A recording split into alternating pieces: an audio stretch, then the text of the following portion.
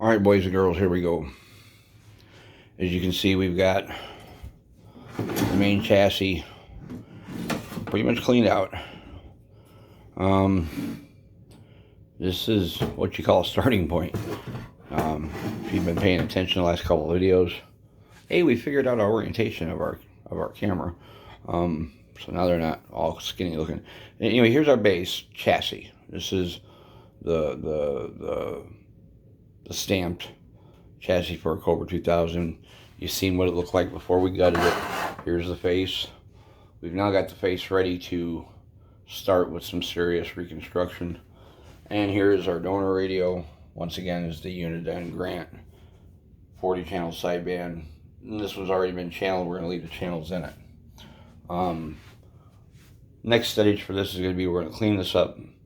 And we're going to paint this because this one looks really rough. You can see the heat stress from the transformer from 40 years of somebody really getting it on sideband. And here's something else, when you guys are buying radios and stuff. You see this down in here? Okay, somebody had a cat.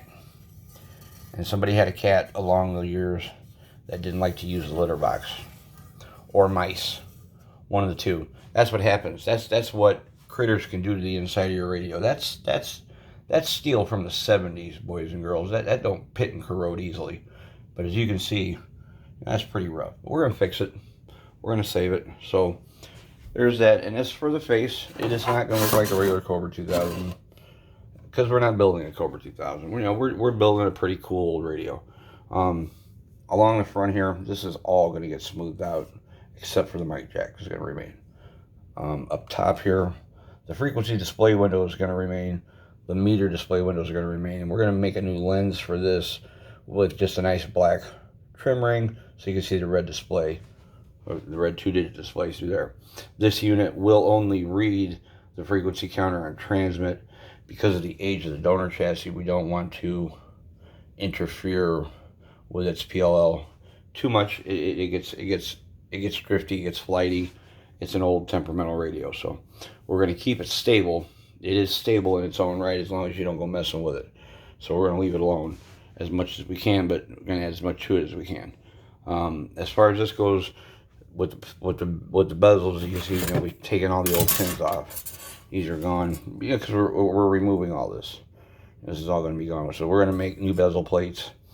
This radio is going to be done in black and silver with white lettering. The chrome, we're going to retain the chrome that's on the face of the bezel now. And that is this is what you call your starting point for a Parts Pile radio. A couple of you guys have gotten on here and said, yeah, really, Parts Pile radios? Well, this is video number 3 of this Parts Pile build. And just keep watching and you'll be surprised. It's coming along. The next time you see it, we'll have the chassis painted, cleaned up and painted. And probably the glue removed from the face, as well as some trim work done. And the next major step, and we'll do a couple of short videos on what we do there, is bypassing switches and extending controls so that they can extend from the face of our donor mobile chassis out to the face of our new base station.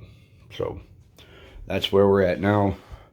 We're going to keep putting stills in between these videos, so enjoy the show.